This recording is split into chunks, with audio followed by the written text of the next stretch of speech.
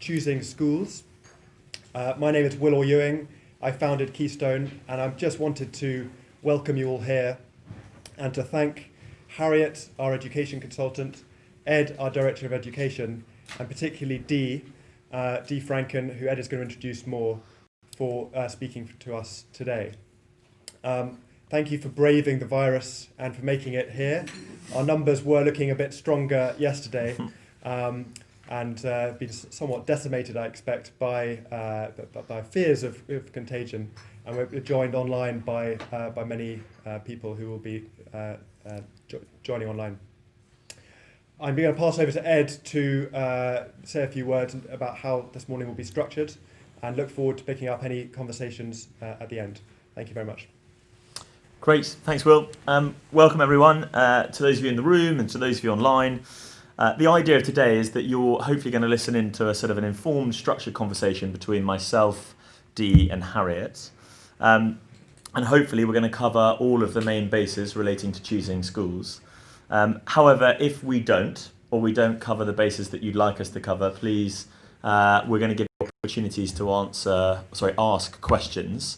If you're online, next to the video that you'll see the live video stream, there's a chat box, and you can pop your question in there and it'll come through to us in the room. And I may, for those of you in the room, be kind of referring to my phone. It's not because I'm not listening to the nuggets of gold coming out of these two, but it's more because I'm just checking to see if we've got some participation from our participants online. I guess this leads me to kind of think about who we've got, who our experts are. So as Will has introduced, Harriet is our lead educational consultant. She's got lots and lots of experience advising families, both at senior and prep level, but also prior to joining Keystone, she worked for MPW, which is a big school with lots of franchise both in the UK and worldwide, and was the director of studies there, so has kind of in-school experience also advising parents and students in that capacity. Dee, prior to being an educational consultant now, she was senior mistress at North London Collegiate School, and not only designed the whole entrance procedure at 11 plus, but also marked probably well into the thousands of English papers, and obviously huge numbers of interviews as well. So I think between the two of them, we probably, hopefully, should have all bases covered. So I guess just to start, and apologies for those of you online, because I guess I want to get a little bit of a flavour for in the room what we've got here. I just wonder, and you don't have to participate at all, I realise as a former teacher, classroom participation isn't always well received, but if you could, it'd be very helpful.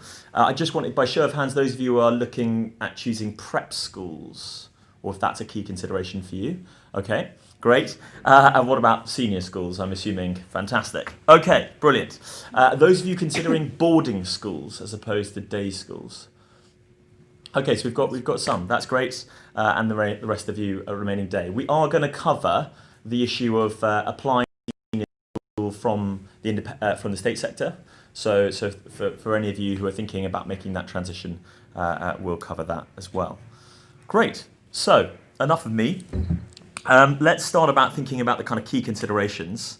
Harriet, just generally speaking, what are the kind of key considerations when choosing or thinking about selecting a school? Well, thanks for the introduction, firstly, Ed. I would say that often families get quite overwhelmed by the amount of choice out there, and I guess in our initial consultations with parents, we like to try and simplify that process. And that would be initially a filter. So we'd just say, what are your key priorities when looking for schools? And that can be things like, are you looking at single sex or co-ed, or are you happy to consider both? Geographically, are you looking to have a limit on commute time? And that can apply to both day and boarding. You might see a range of schools coming up on a map when you're initially looking, but realistically, your journey times may vary within that. So we try and look at those kind of aspects alongside that. And then you can look to things like the curriculum. So especially as many of you are looking for senior schools, you might be thinking, okay, what is A-level, what is IB, what would suit my child? And there are a number of schools that offer both. So we would look to kind of filter in those key priorities, and then from that, build up a list that kind of ticks boxes. And sometimes we do look outside of those priorities when we feel it might be appropriate to add a slightly different schools to the mix. But it does help to just write down that list as a family to get a good sense of what you really want from a school and what kind of school you want to be putting down in your shortlist.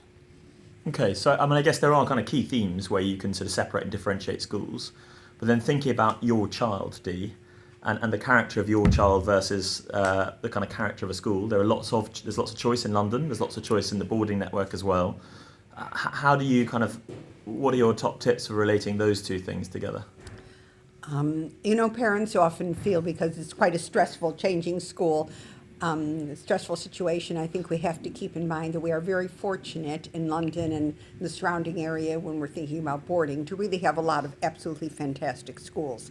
On the co-ed, there are not quite so many day schools versus single sex. I think we want to keep our options open because all children will probably do fine wherever. I think you may want to think about for your child, bigger fish in a smaller pond, might that suit them? But, I get the sense, I think parents, when you go and you look at a school and you look around, see what they have on offer, you see what the work is. If you, get an offer, I would always go back and have a look again. I think parents intuitively sense that a school, again, the bigger, smaller, I think the journey, is your child robust enough to do maybe a slightly further journey to a particular school? All schools are offering a lot of drama, music, sport, and so forth. But if you have a child that has a particular interest in one of those areas, I would absolutely check out, for example, if your child is musical, everybody has orchestras and so forth, but some schools are really have a very highly developed music department. You'd want to look at that. So, I think you get a sense when you go around and certainly afterwards of the feel of what is going to be right for your child. You will know, really, in my experience. So I guess in some ways you're kind of assessing the character of a school, but you're also kind of sitting down and looking at the child you've got in front of you. Yeah. And then that visit is going to help you to make the marriage between the two. That's right. I mean, for some kids, you might feel, first of all, this is our problem. Not our problem. I mean, it's great. They're going to change so much from the time that they're 11. They were trying to work out for our year 6, 10-year-old, and then they get to see school and they have all these wonderful things on offer, and then boom, they're a totally different child. So I think you just want to think about your child's interests, make certain that that school will fulfill, what their interests are. And again, if you have a choice of a bigger school and a smaller school, you think your child might thrive in a smaller school, then that will help drive the issue. Great. I mean, talking about this visit, Harriet and I visited a school, London school, recently, and the head was sort of wheeled out and made a big presentation to us, and it was glorious. It was very impressive in many ways, but sort of how important are they in terms of, obviously, when parents visit schools, heads are pretty prominent often. How much of a consideration should we be making in the role of head, and how much they impact us or influence our decision-making process? Well, I think the head is really the key player in the school. They're the one with their leadership team who drive the agenda, whether it's the academic agenda. They hold the budget, right? So what the school is going to invest in terms of sporting facilities or whatever. How good of a leader they are in terms of leading a team. So we don't want to, I would worry a bit if we see a lot of staff turnover in the school, is that, what is the head doing to, keep everybody on board? Is the head in this particular more of a CEO sort of character, so up there, in their room, and the school is actually being run by their senior deputies or whatever, or do we have a head that's hands-on? I mean, some heads actually teach, not a lot, but I know at North London Collegiate, when the head was an English teacher, taught every year 7 group, a lesson of English a week. She did the and various other. So she got to know everybody. I know in other schools too, the heads, make certain that they have arrangements where they're, either lunchtime with the pupils and so forth. So I think that's something that you want to look at. You do have to keep in mind that the head may not be the head for the entirety of your child's career. If it's a new head, it's interesting to know where that head came from, and you would hope the head that has a very good track record, which is why they've been hired to this school. So yes, the head is very important on a lot of fronts, lots of fronts. Harriet, can I play devil's advocate a little bit? And I know this is a personal opinion sort of coming across, but I figure that between prep and senior, as Dee says, and is suggesting that there might be a bit of a difference with regards to the influence the head has. Clearly in leadership and appointment decisions, heads are crucial across all schools, but in the context of the difference between a prep school where you might get a more present head in the life of your child versus a senior school where you could get this sort of executive figure, how is this a consideration to bear for parents, and what sort of impact might that have on a child?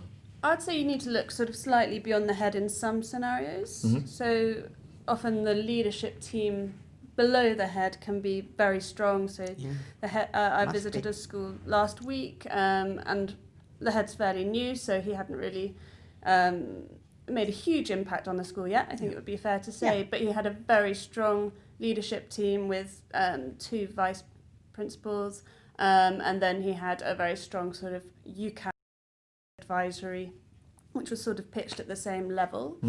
And it felt to me like that would have been quite reassuring for parents, particularly when the head was fairly new. So I think that head is very important. Parents need to like the head and get on with the head and know that the school as a whole is in safe hands, whether that's at prep or senior level. But I do feel, particularly in the larger secondary schools, that the leadership team plays a very important role, and also bringing in the sort of pastoral side of things as well. That is a massive kind of, for me, when I look around a school, that is something that I'm really looking for, to see within that leadership team a really strong pastoral side. So consideration to make when you're visiting schools, who are you interacting with, and basically asking questions of as many of those as possible, I guess, because it's not just simply one person that necessarily is going to influence the child's time at school. Just one anecdote. I think at prep school level, it's very common that the head is this sort of effervescent figure that sort of dominates the proceedings of the school day. But I do think, as Dee says, there are a couple of senior schools. I can think of Uppingham at the moment. Their head teaches an A-level subject. It's quite rare. Uppingham's a boarding school, sort of north of London, by about an hour and a half, 2 hours, and sort of near Rutland. But it's rarer, certainly at the senior school, public school level, that you'll see heads in a kind of prominent teaching position. But there are definitely some heads that are slightly more more sort of out there from the perspective of students. And I think it's a great question, in my experience, when you go around schools,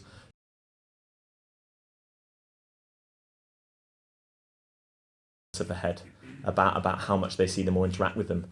That's quite an important factor. Can I just say something about the prep, the head at the prep level? Yep. Because I had actually a very long career at North London Collegiate. So after being senior mistress, now it's called the assistant head in charge of 11 plus, I went to be the head mistress of the junior school, because North London Collegiate's on a very large site. So they have a separate junior school basically across the courtyard, so to speak, So there I was, who were going to have to sit the 11 plus, not to compete, but to qualify.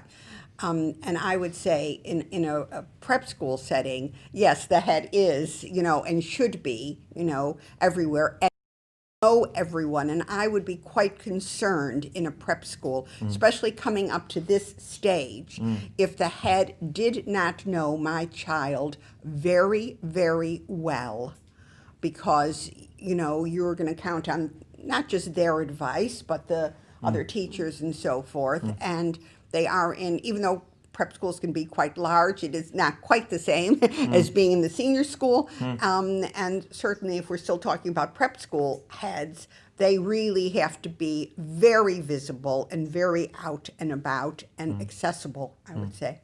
And for those of you thinking about boarding, certainly the prep school level, obviously that's quite a big consideration, but Yeah. it still is less popular now, but certainly for international community, I think it is still popular. I think that's a really, really important feature Yeah. because often, if you're still, particularly at a young age, I think the head, often their family, but also the senior leadership team are key figures in the everyday life, but also the kind of full week life of your child's experience at school.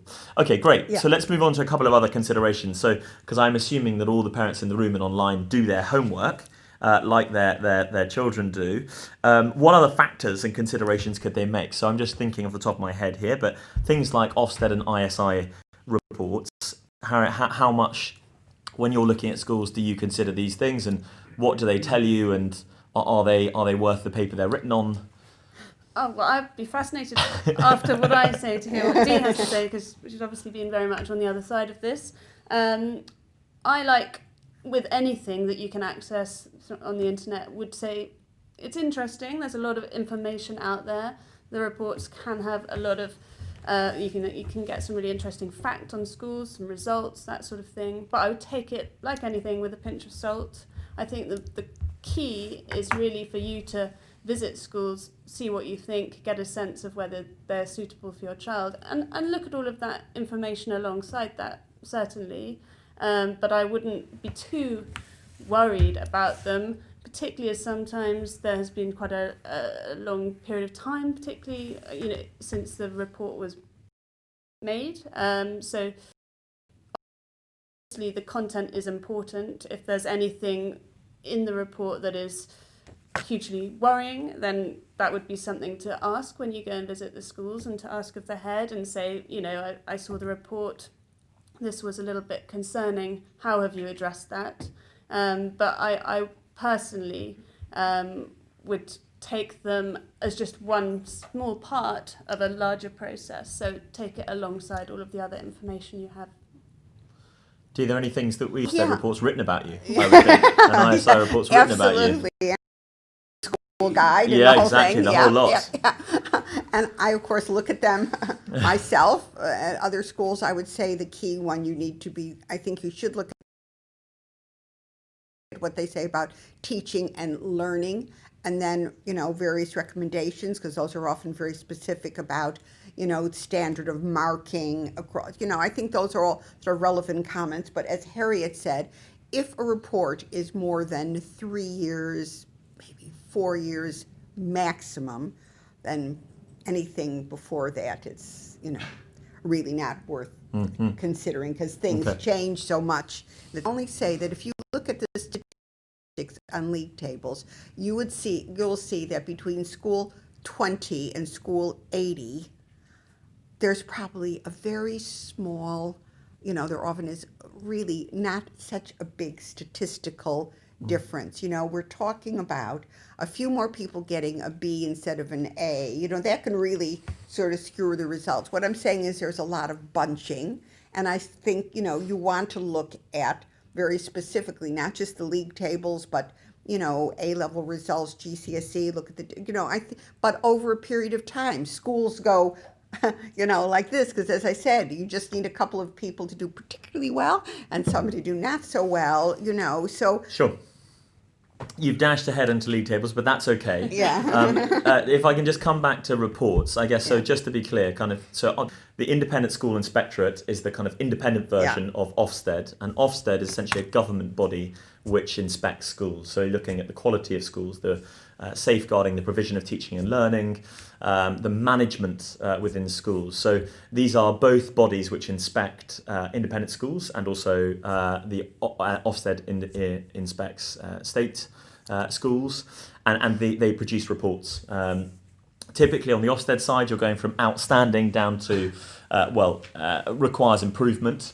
And there's satisfactory in there, and then there's good. And on in independent schools inspectorate reports are kind of a little less quantitative, like Ofsted is, but nonetheless still really, really valuable. One thing I would say about the ISI report, which I use it for often with boarding families, is that if you go to the front page of the ISI report, you will often see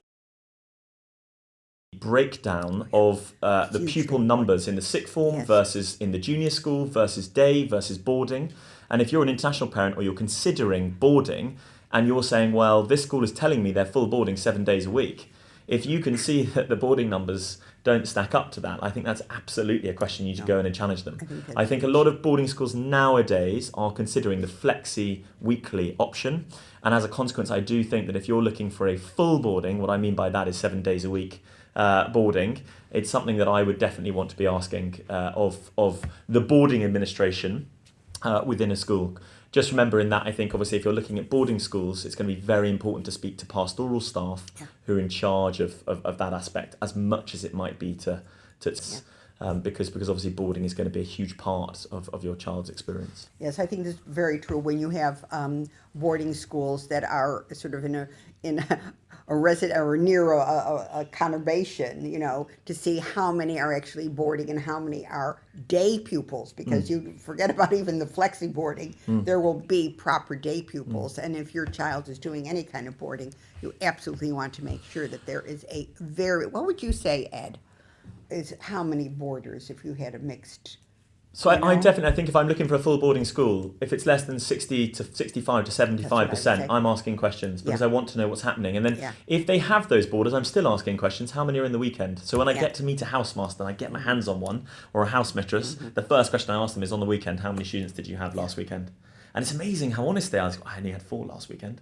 You're thinking that's the weekend before half term. How come? You know, they're going home in a week. So I think these are genuine considerations that parents need to make, particularly those travelling from far afield. And these are questions that schools have to be prepared to answer. So I wouldn't be afraid of asking. I really wouldn't. I think it's an important factor. Just those of you, because I know in the room we've got a lot of people looking at day schools, how might you use an ISI report. What's really interesting there, particularly if you're perhaps going for 11 plus entry, maybe into a prep school. So you're going for 7 and 8, or maybe to one of those sort of newer schools that starts 7 to 8 prep, building a senior school. You can look at the demographic girls to boys, gender, and that might be an important factor. If you're thinking about team sports, for example, it may be that a lot of girls have left to go to girls' schools at 11 plus, but you're thinking of joining. As a consequence, how's that going to affect the kind of the day-to-day experience that your child might have from an extracurricular perspective? Do you sort of mean? So you might be incredibly boy-heavy as opposed to sort of girl-heavy. So that's definitely a consideration. They also do present information in there about international breakdowns, so number of international students versus, particularly this is more of an important factor typically at boarding schools. Great. League tables. I mean, you've covered a lot I jumped ahead about league tables. So I think if I summarise what you say is that it's a factor that, again, like Harriet said, should be taken into consideration, but this is not the be-all and end-all. A lot of families, I think, in London and abroad, do put a lot of credit in league tables. Is this misplaced? I think it's interesting to have a look at. I think you have to look at people tend to just look at the rank order. Okay, they look to see they're number 67, they're number 128, they're number 200, whatever. There's about 450 independent schools in England, rather than statistically looking at what are those A-level and GCSE results, you know, what do they look like? So you may have a school that's getting, you know, they're obviously the very top schools are going to be getting like 90%, you know, A star, A, B, at A level, and you have another school that's getting 72%, 74%. But let's think about what that really means. That means that 72% of every exam taken by every pupil was at those top 3 grades. That's quite a lot. Okay, so that's what I mean. We have to, I think, look a little bit deeper than, their number, 110. I would also look at the sort of value added for the child, because you can have a less competitive entry for a child, and then actually they can achieve an incredibly good exit result by getting into a very strong university, whether that's in the UK or overseas. And you're obviously going to get better exit results as a percentage from a very academically selective school, because obviously they've had the opportunity to have all of these very academically strong students.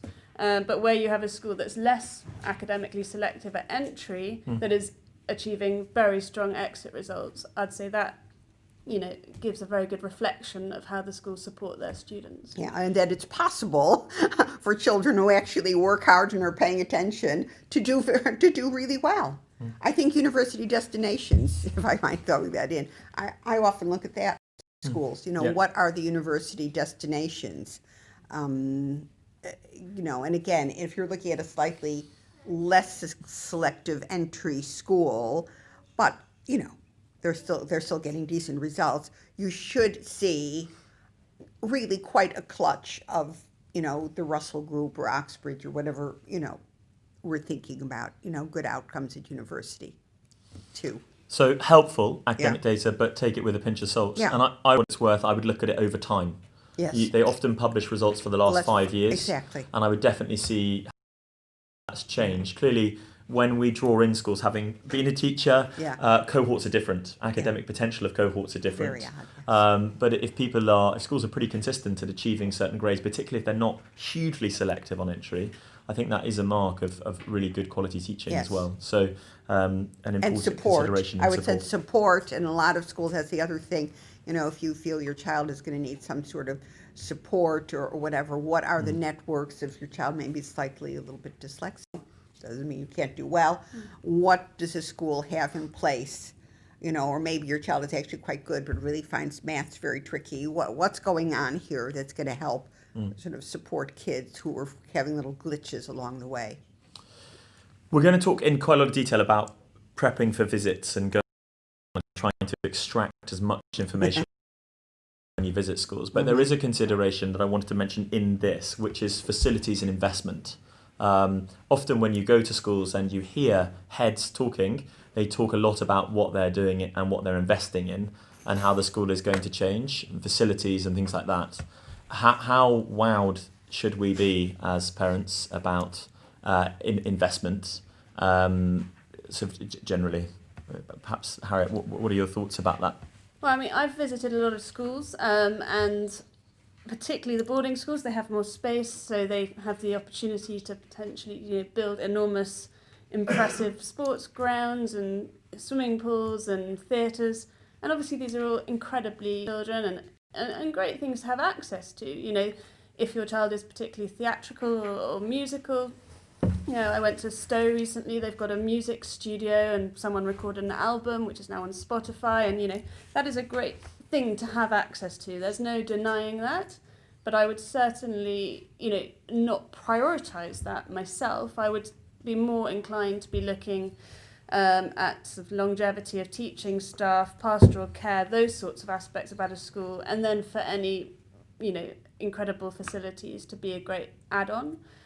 So my priority certainly wouldn't be to have a shiny new science block, but I do also think that schools do need to modernise. So you do want a classroom to have the sort of technology that is required in a modern day teaching environment. So all the schools have different ways of dealing with technology and using it, but I would say you want to see that a school has a plan and that is consistent across all of their teaching in terms of technology. And that would be, for me, for sort of investment, that would be where I'd want to look at a first stage, and then obviously for children that are particularly sporty or particularly musical, you might want to look a bit closer at those facilities, but it wouldn't be my first port of call.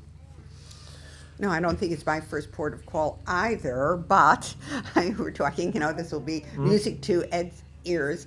I think with I think like the science labs and the IT facilities, really have to be up to date. Now, a lot of these schools are in, senior schools are much bigger than prep schools, but they're not all on huge land, so they can't all be building, their own Olympic-sized swimming pool or enormous, 300-seat theaters.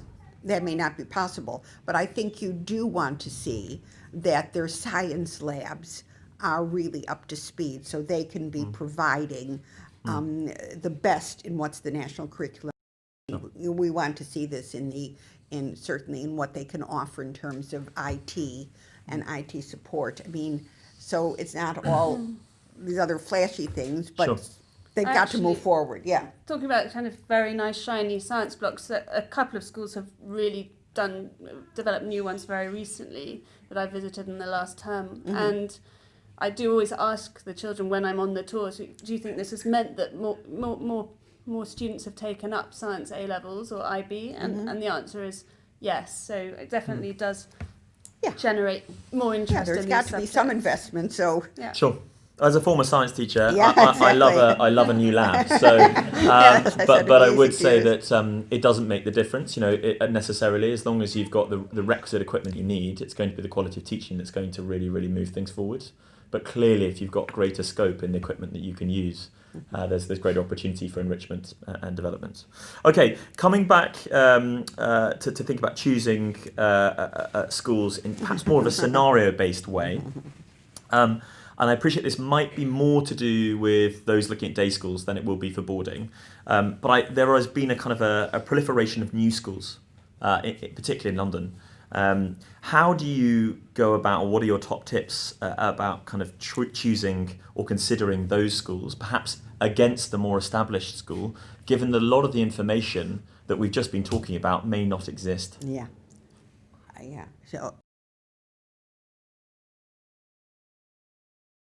So there's been a growth in new schools. Some of them have come, from well-established prep schools. So Fulham Prep, Weatherby, Northbridge House in North London has expanded their senior school provision. Eaton Square. So those were all very well-established prep schools, and they've now senior schools.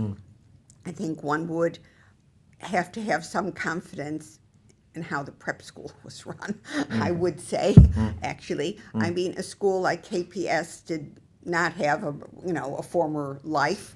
So that's Kensington Park School. Kensington Park School. Yeah. Okay, so I think the headmaster there was a deputy or some very senior position in St. Paul's. Okay. And some of his other senior members of staff also have that background. I know when Northbridge House opened Canonbury, they took a deputy from Highgate School, I think. So that was their sixth form. That was for their sixth form. And that is a good and interesting thing to look at, because I've often feel that people is absolutely there. And then you've got all those same questions, what are their plans, the teaching ratio, are they going to set people for maths and science, all those same things that you're going to have to ask in other schools. Sometimes it'll turn out that one of these schools is very convenient for you. Or to be frank, in the competitive world, I know we're sort of getting there, aren't we? If your child doesn't get, an offer, we'll talk about that a little bit more. I mean, I think all these schools are serious players. I think they're all serious players, and these are the sort of things we need to look at.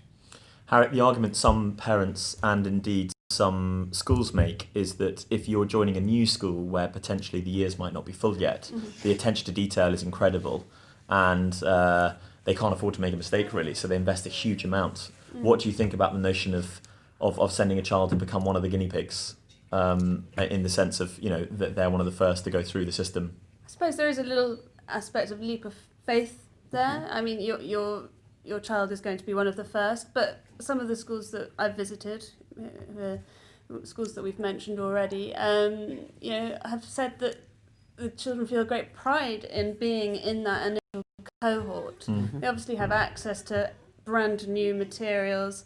Teaching staff are sort of hopefully invigorated by this new project, feel really sort of invested in this new school. I think that it does, that does appeal to some students. It really depends on what your son or daughter is like, and how they will take on those opportunities. I went to Kensington Park School recently for one of their open days. Within that, they very much get lots of staff out in front of you, so you get to meet lots of teaching staff. And then they did some lessons for parents, so you could see how they're teaching, you could speak to the teachers and get a sense of what their plan is, what their goals are for the school. So I think, as you would with any school, you've really just got to do your homework. But I do think that some children really enjoy being in that first cohort and getting the chance to sort of start the school off in a way. Encouraging, I think, and often in those new school scenarios, as starting parents, you get a much bigger voice often, which some parents really want. They want to be very much involved in a more informed way with the development of the school, and I think some of those new schools are very keen to get parental sort of advice and support. As they grow their provision. One technical point I would say about new schools, often compared to existing schools, is the breadth of their provision. Often it's the case when you start, if you join a new school, maybe their subject remit at sixth form might be narrower than what you might get from a more experienced school. That's to do with basically teaching staff and being able to afford to pay a classics teaching staff member, for example, if they don't have the uptake. So there's often a question about breadth. You should look at that, not only in the curriculum in terms of academic, but also extracurricular. So in terms of what they can offer for a new school in terms of things like sporting fixtures, but also music, art, drama, all of those things where you might want people to come together. Often that can be restricted, but also these are things that potentially could be seen as luxuries in some ways. Considerations that I definitely take on board. Great, so we've spoken a lot about visiting, so let's get down to visiting and the kind of practical steps that you both recommend. So let's think about, before we visit, Harriet, when should we start thinking about potentially considering prep schools? I know there are a few people here. What kind of ages should we be thinking about, and maybe senior schools as well? So when our child is what age should schools and maybe even visiting them? Well, I'd say that, with anything, it's very good to start the process early, even if it's just getting a good sense of what your options might be. So quite often when we're advising, it will be because a family are relocating to the UK and they may not have any sense of what their options are and what timelines might look like. The timelines do vary from school to school, so I would, recommend doing your research and actually going onto each school's website or going or contacting admissions teams, because whilst there may be information on other websites, things do change, and it's always good to make sure that you're getting from source. So I'd say get a sense of what all your options are and a timeline, and then go onto all of those websites, write down what their registration deadlines are, what their assessment processes are, and get a clear snapshot of that. And then from there, contact schools and get their recommendations on whether they would suggest a visit now or maybe in a year's time. Some of the boarding schools, for example, don't recommend a visit until an application or a registration has been made. So it does vary, and it is important to sort of establish what the sort of timelines are for your personal sort of journey for that. So if you have no idea though about schools, are there any resources that you could go to which would condense all of this? Because otherwise you'd have to find schools, then you'd have to look at the registration and admissions element. Are there any kind of go-to sort of areas that you could recommend parents perhaps start with, which might give them an idea of schools in their area or schools in a particular region of the UK if they're thinking about boarding? Yeah, so there is a lot of content on the internet, and that can be very overwhelming. I'd say that things like the Good Schools Guide are a good starting point if you want to look up schools. There are some other websites that we use personally where you can literally just put in your postcode or a postcode and then filter to day, boarding, junior, senior, sixth form, and that does give you a very clear snapshot. And we can share those links if anyone wants to see those. But I would try not to be overwhelmed by the amount of content there is available, and use those as a starting point. And then obviously if you're in your local area and you're looking for a day school, I think there's a huge amount of value that can be gained from just speaking to friends and family and getting an idea there, sort of perhaps more anecdotally, of what people's experiences of those local schools. And obviously you can do that with boarding schools as well. But that would be my starting point, those sorts of sources online that enable you to filter what you're looking for and go from there. I was just going to say, I think what is really, critical here is that you've worked out how the particular school you're looking at actually assesses the pupils. Because if we don't understand that at a fairly early stage, we will not be in a position Sure. to be preparing, which is, one of the major issues. And just if we want to talk about the girls, London Girls Day School, as many a lot of you will know, that a certain number of schools in the London area have formed a consortium, and they now test the girls by computerized verbal, nonverbal English and math test online. Okay, and if you register for X number of schools, you sit in one place, and the score goes to the various schools. Well, we still have other schools, girls' schools, and Latimer, that which is co-ed, that still tests via writing a story, doing a math paper, doing comprehension. Okay, and if you don't want to get caught confusing, out, for sure. if you're preparing for that online Sure. computerized test or not preparing how to write an essay. Sure. Yeah, that's an important part of this early research. Not to sort of plug our events, but we do Yeah. another event about the 11 plus and entrance into senior schools and the kind of myriad of things you have to consider. So please do ask us at the end if you have any questions about that. Just one other website, the Good Schools Guide does tell you the exit, entry, sort of requirements, etc. That's very, very helpful. There are reviews there. And the website, I think one of the ones that Harriet was referring to is the Independent Schools Council. You can put your postcode in and you get loads of information about the schools in and around a particular region. For those of you who are abroad, you can select by region of the UK, or you could put the postcode of Heathrow in, for example, and say you want to be an hour and a half from Heathrow. That's quite a clever tip or tactic that you might consider.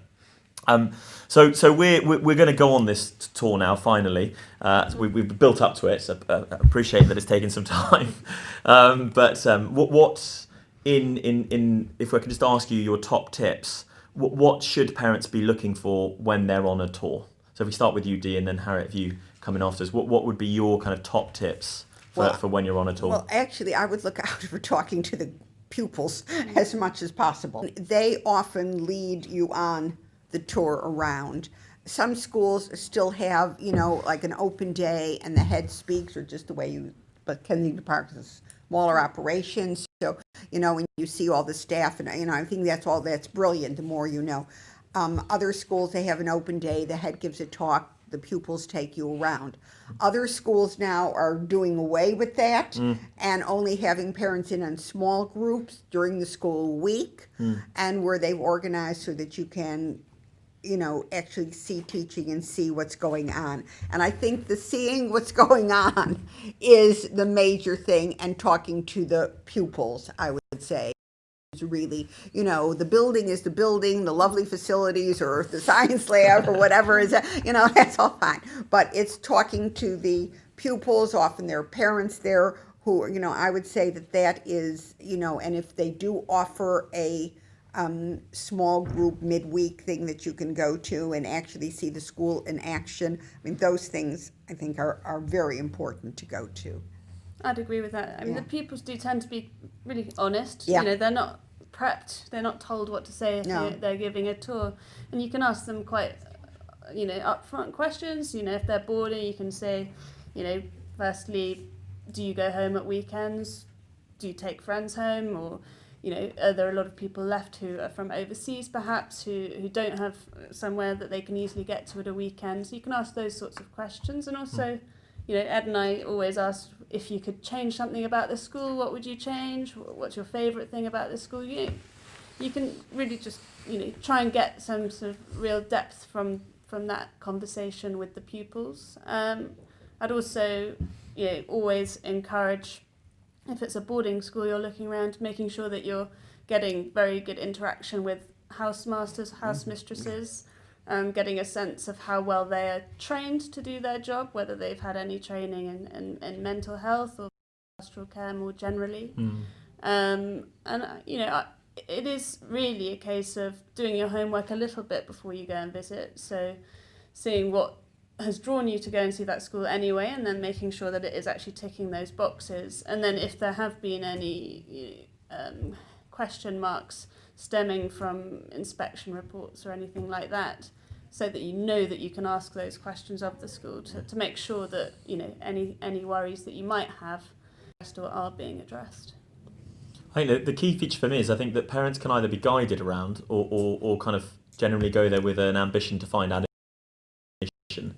I think often schools are very good at marketing, PR and advertising, and I think the whole whirlwind when you go around it is often all-consuming, and you can find that you spent an hour at the school and haven't taken anything away or haven't asked the question you wanted to ask. I think what's very important is that you do ask those questions, you do establish what's important for you and your child, and you find the relevant people to ask those questions of, whether that be students. I think teachers on top of students are, when I just run-of-the-mill teachers are really good to access if you can. Often on boarding school visits, I think they're slightly better often than day school visits, day schools generally. You'll go into classrooms and they'll be very receptive to see you, and they often will make a beeline for you. They'll come and talk to you. Talk to them. Or some people, when you go around with other parents, often go, ooh, you know, sort of hi, good morning, and that's about it. You know, ask questions of students in classrooms, ask them what they're learning. That they're expecting you to do that, and they're very happy for you to do that.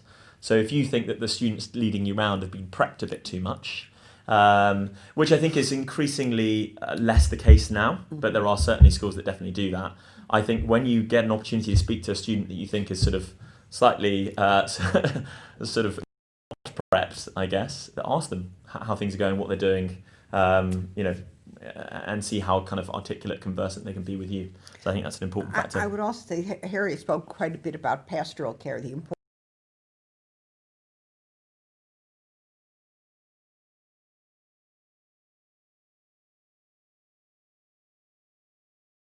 something goes wrong. What happens if you've got a problem? What happened? I mean, you know, not that these schools are infested with bullying, but, you know, if you're speaking to a child, it's a question, you know, probably occasionally happens here, but, you know, does the school seem to be able to handle it? What happens if you're having a problem? You know, are your teachers approachable, or is there a designated somebody, or your head of set, you know, if you're feeling slightly overwhelmed, or if there's a problem? I mean, those questions, you know, what happens when everything is fine, when things are fine?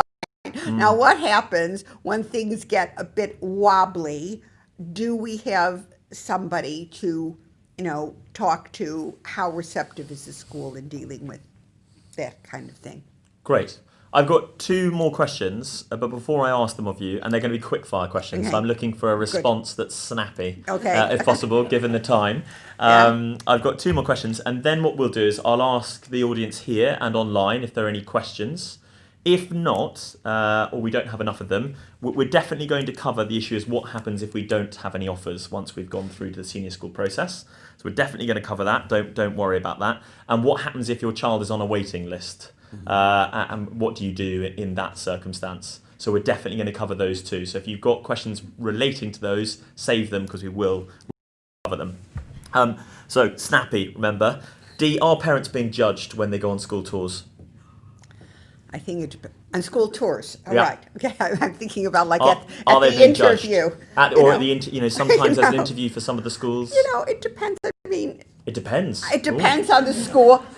I think it depends on the school. I mean, Okay. I did an interview once, have a parent ask me about something about boys and girls doing sports. So his child had got as far as the interview stage at North London Collegiate School for girls and asked me something about the boys, but we still let the girl in, okay, because she was good. But, you know, on the whole, I would say no, but, you know, in the same way that schools are looking at how teachable your child is. That's one of the main things at the interview that they're looking at. I mean, if you start causing, and not that you will, but start causing trouble, you know, even at that interview or early stage, are very definitely not a good idea. Okay.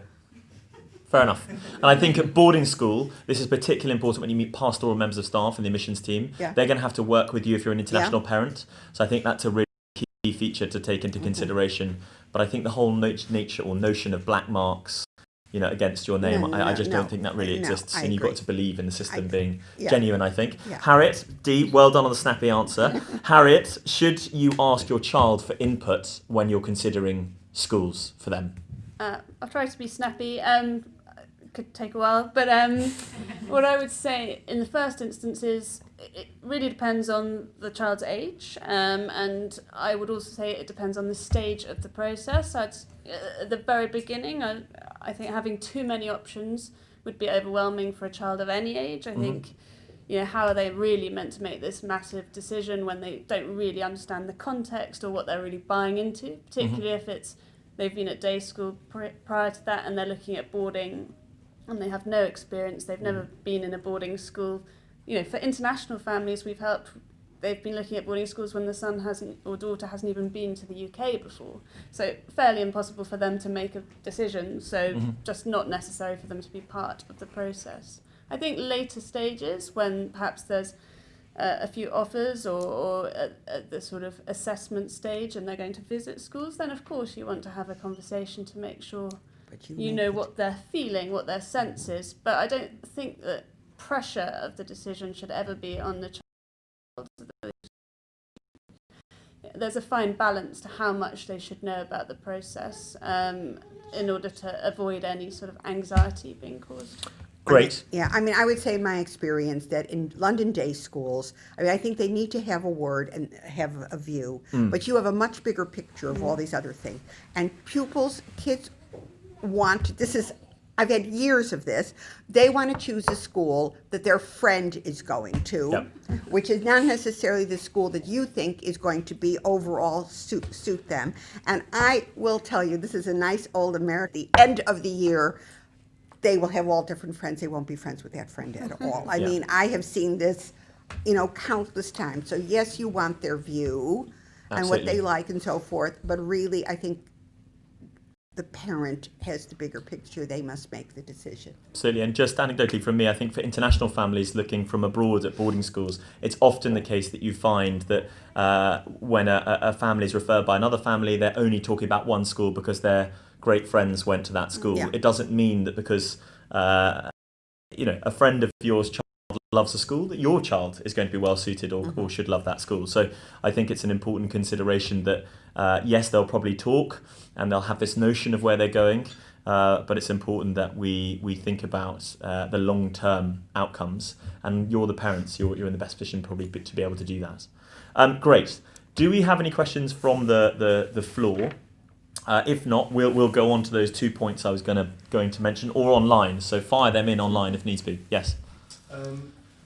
This is a London day school-based question, specifically boys' school. I have a boy and a girl. But this boy, to what extent in the sort of north and central London independent schools, just 11 plus and 13 plus, are they beginning to top slice? Because in the last 2 or 3 years, just anecdotally in my fellow sort of peer group and friendship group, there's been a slight degree of alarm at boys particularly not getting into schools, which the school and the parents and the set of results leading up to the exams seem to suggest they would.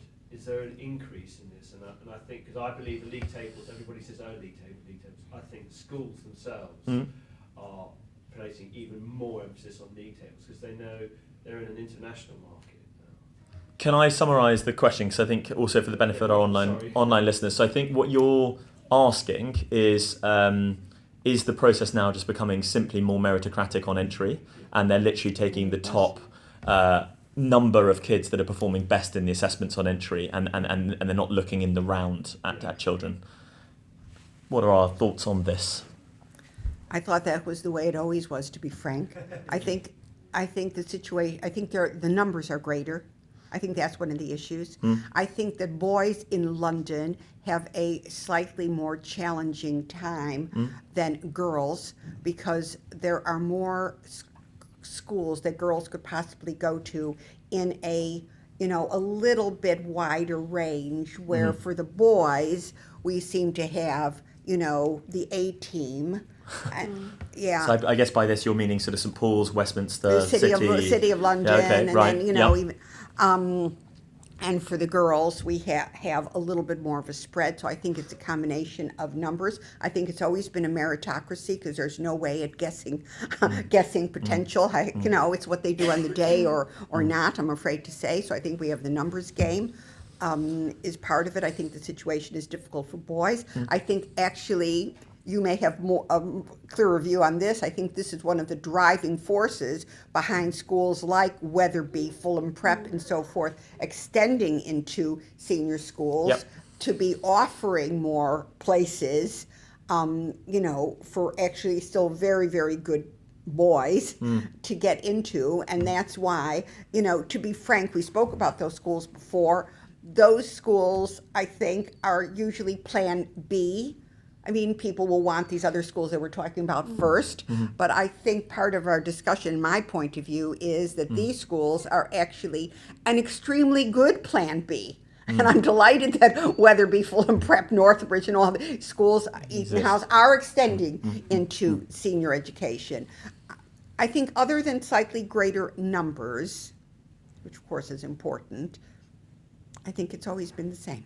Just- the international market always been as So I think there's definitely been a growth in the international market, and I think Yeah. Harriet, you can talk a little bit more Yes, about please. that because you've written a report on the Yeah. strength of UK education and Yeah. and in the international market. I'd say the demand for people coming to the UK, just the reputation of British schools overseas. It's always been there, but I think access due to globalisation, perhaps families having a bit more movement, maybe having a UK base, does enable that. And obviously there is huge appeal in these schools because they do offer, whilst they are academically very rigorous schools, they do offer a sort of more rounded education than arguably some international schools overseas do. So I definitely think, of course, competition for places is high, and that will be a factor in international market. But still, the testing process is the same. The international students that are applying to come over here have disadvantages to their processes, in terms of their preparation at schools in their home countries. So it's a challenge because there is a lot of demand for these schools. And also with the Plan B schools that you've mentioned, I think for some parents they are actually now the Plan A schools. Yeah, no, I because think they you're don't right want, in it. They don't want The the whole- child to have this yeah, process. I agree with that. So I think that there are options outside of the sort of tier one. One point which I know is Yeah. not help you specifically, but anecdotally, I guess for wider people that might think about. But I think when you look at admissions process, particularly on day versus boarding, in boarding typically they do look, I think, a little bit more holistically, and often it's the quality of candidate that's coming through is definitely quite high. It's very strong. The numbers, as everyone said, I think is going, and also I think in some instances the testing procedures are changing in terms of actually what they're being assessed in, and I think it does take some time for schools. Even prep schools to adjust their processes to align. I know certainly a lot of the boarding prep schools have found that difficult. If you go back maybe 10, 15 years, some of the boarding prep schools would be sending to 3-4 schools. Now some of them are sending to 25. Yeah. So there's definitely an adjustment process that's taking place. I've got a question here from online. When a school is in the process of changing their leadership, what should you consider or worry about? So if you know, so for example, there are a couple of London schools now that I can think of, I think that publicly are changing heads. Worryingly, there are a couple of new schools where the head's only been there for a couple of years that's changing heads. So I guess that might be pertaining to that, or it could be the big boarding schools after a run of great times with a head now changing to somebody new, like Wellington when Selden went. Yeah. Those kinds of examples. went from What should we be what should we be considering, or what should we be worrying about? I'd probably look to the wider cohort of teaching staff and see whether they are likely Yeah. to be staying, because obviously you need that consistency with the leadership changing. I would want to be reassured that there's not going to be a mass exodus of teaching staff alongside any changes to the leadership team. And where is the new person coming from? That's the other, Okay.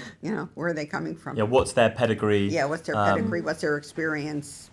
And often what's quite helpful is when the governors make an announcement, they often give a long sort of letter that goes with it and gives you almost a sort of a bit of a précis of their CV. So that's quite helpful. We've got a question here.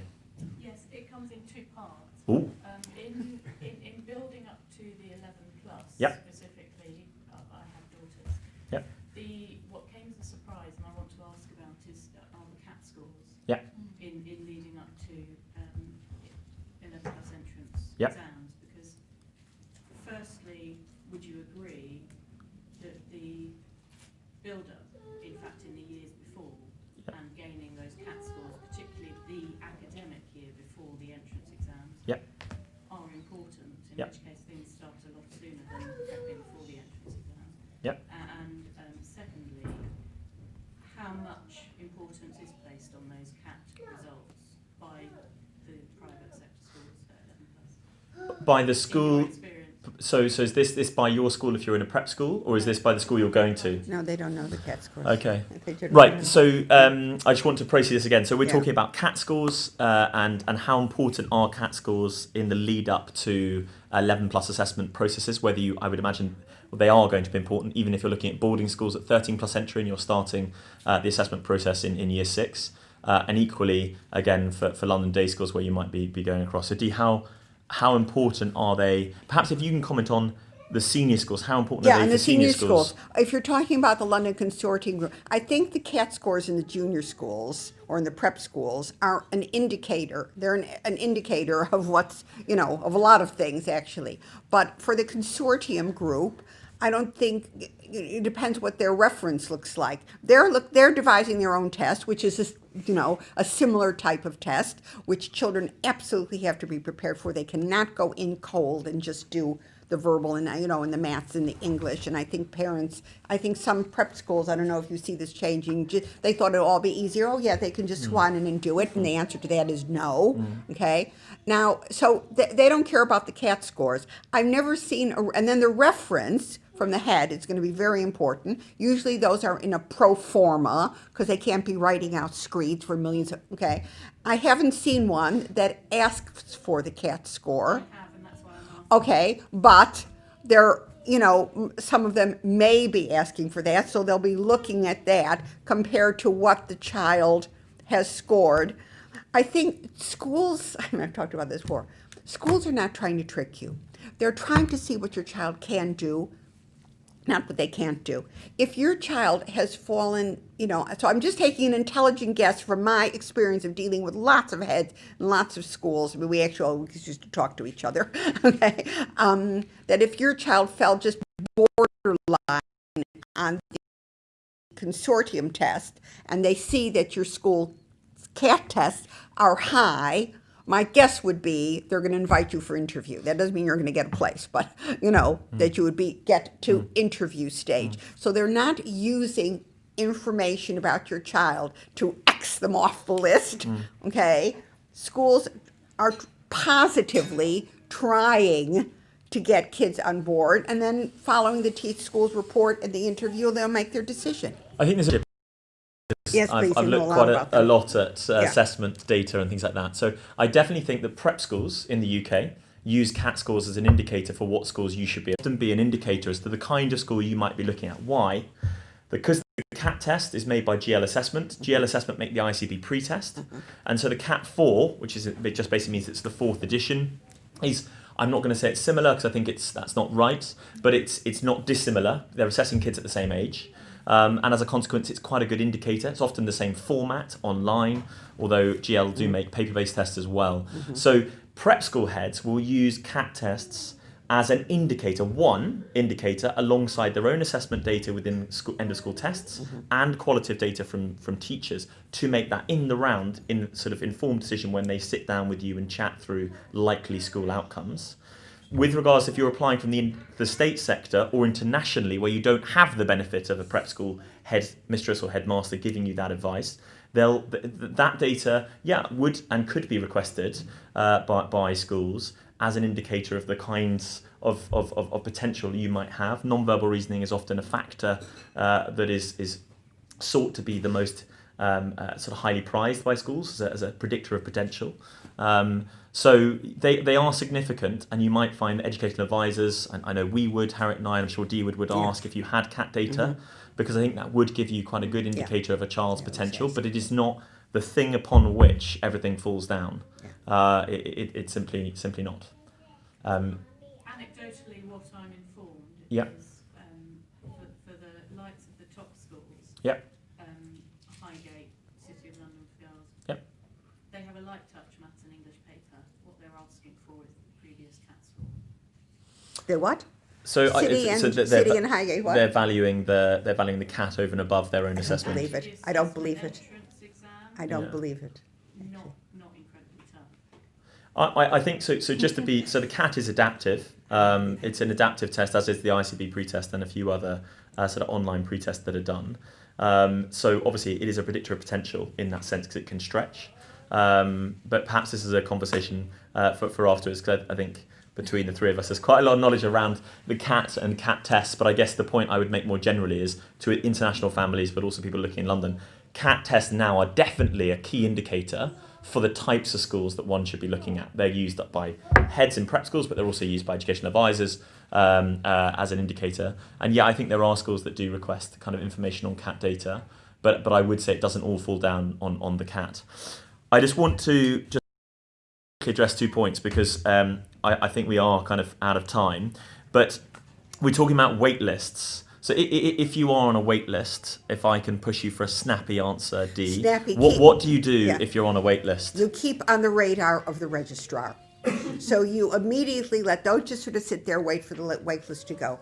You sort of nicely, in the beginning context, say, yes, absolutely, I'm very keen to come. I want to remain on your wait list, right? Then what happens is that this week, in particular, people are very lazy about saying no. I'm sorry to say, even they sit on 2 very good offers, and and they just don't bother to, right? So you've got to, let's say, a week after the offer has come, either a quick ring to the registrar, quick email, just say we're still very, very interested. Now this week, really up to the last day, okay, there's going to be a lot of flurry, a lot of activity, and not that you want to drive the registrar mad, you don't, but you want to sort of, especially this week, kind of keep in touch with them, because believe me, when they start coming down and other people will have panicked, taken other places, paid their £1 million deposits and so forth, you want them to say, oh yeah, Mr. So-and-so, Mrs. So-and-so, yeah, they're really keen, and they'll phone you. I mean, I would say... So keep in contact is the key bit. I just want to kind of add a little bit of detail about Harriet, just to get you thinking. It'd be great if you could answer the great question. It's a tricky one. What happens if you have just with international schools, if you're applying for international background and you're on a wait list, it's really important that I think, because you may not have a prep school head that's ringing up and saying, well, you really need to take this student. You need to be consistently presenting them information. What kind of information can you present? If you're looking at boarding schools, you've got 2 years. You may have been told in year 6 you're on a wait list. I think you can send school reports. I think you can send any kind of interesting information that's happened. They've been selected for a particular position in the school. They've achieved something noteworthy. Don't send an entire CV, but certainly send them information which you think is an educational highlight. And if you can get your head teachers, whether that be in the state system here or in international schools abroad, on site to send some information across to the registrars when you're on a wait list, I think that is really gratefully received. And I think the more timely and systematic you can be with that, I do think that has a significant impact. Harriet, the $1 million question. We have no offers. What do we do? Firstly, I'd say don't panic. I would suggest that there will always be a school or multiple schools for your child. It's just a question of actually reevaluating the situation. So have a think about what options might be available and talk to someone if needs be. We can always help with this sort of thing. But we have done this multiple times. You may look to some of the Plan B schools that we've touched on recently. You may also perhaps consider, if you weren't thinking about boarding options, you may look to consider some boarding options or some more flexi arrangements. much like the wait list, I'd say it's all about developing a good relationship with the school admissions teams that you're looking at, registrars, saying, look, you know, this is my child, putting a really good case forward for your child, giving a good picture of who they are, what their academic strengths are, what they're like as a person, what they've done outside of their studies, extracurricularly. But I would definitely then build a list, maintain those contacts and relationships with the schools, and then see what their advice is in order to sort of give you the best chance of achieving a place in those schools. But there will always be definitely options. this time around it's been quite common. It's been more common that people have had no offers afterwards. They've rung around for a week and they've found offers. So it's very common if you don't have offers to then be able to find them. I think you do need to have an open mind, and you do need to get on the phone. I mean, it's a reality, sadly. Yeah. And I would say that in the boarding world, I guess, given that you'll probably be applying to quite a few schools, typically that, I would say, happens less, I would say, than in the day school London world. Just one more point, I guess, and I'll address it. There's been a question online, but Dee's going to go to the back in just a minute. Harriet and I will be at the front, so if you have any questions independently, please do come and ask either of us. I'm sure Dee needs a well-earned coffee, and so do ask her. But just before we stop, the question is it easier to get into school pre-11 plus if there's a secondary school attached to the primary? This is an increasingly common thing in the boarding world now. There are big boarding schools like Brighton, Rugby, that are buying up or attaching themselves, shall we say, to prep schools. Yeah, Rodine. And the question, Rodine is another one. And obviously there are prep schools in London that are developing senior schools at the top. And I definitely think the USP often with this, and having been in a London day prep school, which is got now a senior school, definitely the USP that's being relayed to parents, and I was there on a visit with Harriet with parents, was saying if you want to take away the stress of entrance procedures, if you join us now, you won't have to go through that procedure. One thing I will say, and I'm hoping Dee will agree with me, given that you've worked in a sort of all through school, is that it's not a guarantee. You have to be at the required level, but obviously it's in their interest to get you to the required level, because if they have a junior school that's rejecting children into their senior school on the basis of academic ability, that obviously would be pretty worrying, wouldn't it? It would be. Right. Great. If you have any questions, please do ask. Those of you online, please do send them in. Otherwise, thank you very much for coming, and we'll send out